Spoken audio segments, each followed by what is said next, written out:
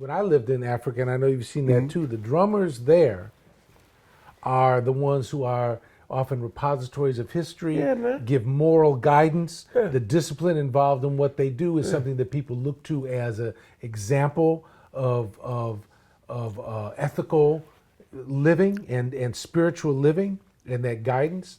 But here it's upside down. Like you said, it's not an accident. The drummer's listed last, and everybody thinks the hand drummer. The hand drummer is after the drummer. When you look at it from the other way. Well, if you're looking at a Western frame of reference, yeah.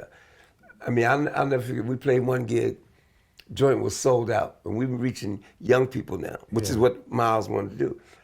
And the article in the paper by the critic was, Miles is playing some kind of voodoo music. Yeah. Well, because I was in there standing next to him. Yeah. So I'm saying, he's right, but for the wrong reason. Right, this shit is voodoo, man. For the wrong you just don't know how to spell it. You know what I mean? Exactly. They've got the hand drummer now limited to a specificity of beats.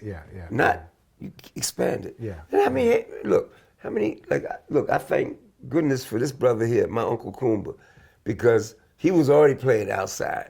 So I got when he dropped the trinome, most people don't even know what a trinome is. But it allowed me to hear and separate my hands. I could play two different rhythms or time signatures at the same time. But they don't look for hand drummers. That's it. But what's so amazing to me about what you do again with the hand drums is this idea that there's this you're working on 5 against 4. See, it's a relationship. I think about rhythm as dance and mathematics and language. And to me, you developed your own language that brought these mathematical elements in it. Because I never heard a conga drummer playing in 7 before, in 5, none of that. So that always amazed me. It's about also conga players aren't expected to study. Yeah, see, studiousness. It's like, oh, you're natural. You play. No, that's bullshit. That's what I'm saying about that upside I studied. Down. I mean, I can't play that and not understand the science of time. The science of time. That's a good thing. Yeah. You can't superimpose rhythms and you don't understand the science, because conga players have a rudimentary function in most bands. Yeah. We're gonna do Afro-Cuban. We're gonna do. To me that was bullshit. Yeah. Okay, where's the science? Yeah. I want to be as intricate as a trap drummer. I want to be as intricate as a saxophone player. And the piano, at my craft.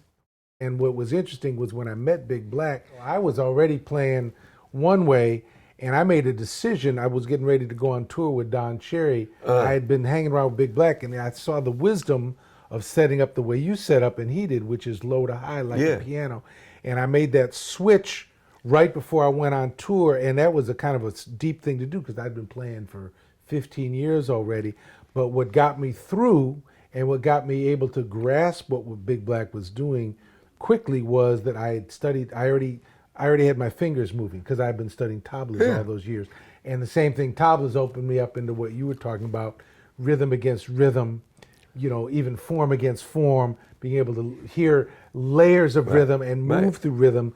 But the idea, what you're talking about, of the cosmological idea of to move from what you called solid to liquid to vapor, because that's a movement through actually all of that's like elements. That's moving through elements. Man. Yeah, but you have to be placed in a proper context to evolve that kind of thought. Yeah. That's why we always got to give thanks to the elders, because Miles gave you that opportunity. Yusuf gave me that opportunity. Yeah. I mean, and all them cats is gone, man. And they're gone. They're gone. Yeah. So to me, the shit's going backwards. Yeah. It's going back to boom, boom. And look, I'm not saying that disparagingly. Yeah. To disparage it. Boom, boom, bop, boom. But look, man, Chano Pozo. I listened to the old Dizzy records. Yeah. Chano Pozo was playing that beat in the 40s. Yeah. Why should I want to repeat perfection? Yeah, any more than anybody wants to play what those guys did. But what you're playing, they would rather hire, since I'm retired, I can speak on it. They would rather find a cat that plays that basic stuff than hire you, because a hand drummer is not supposed to have imagination. Yeah, right. They're hired for a function. Yeah. Very different. First of all, the cultivation of intuition and imagination that has to go into it, but the science, of rhythm and the amount of intellectual rigor that has to go into it is something that people are unaware There's of. 3 levels to the creative process for me. Intuition, intellect, and technique. Intuition meaning you don't know why you were drawn to the instrument. They don't know why they love doing this. Yeah. None of us know why we do anything we do creatively. Right. It's intuitive. Yeah. Later on, once you get into it, you say, your intellect begins to say, oh, I like this because. The final stage is technique, time served. Yeah. The time you put into it, Yeah. that's how good you're going to be. Right. That's what raises your antenna.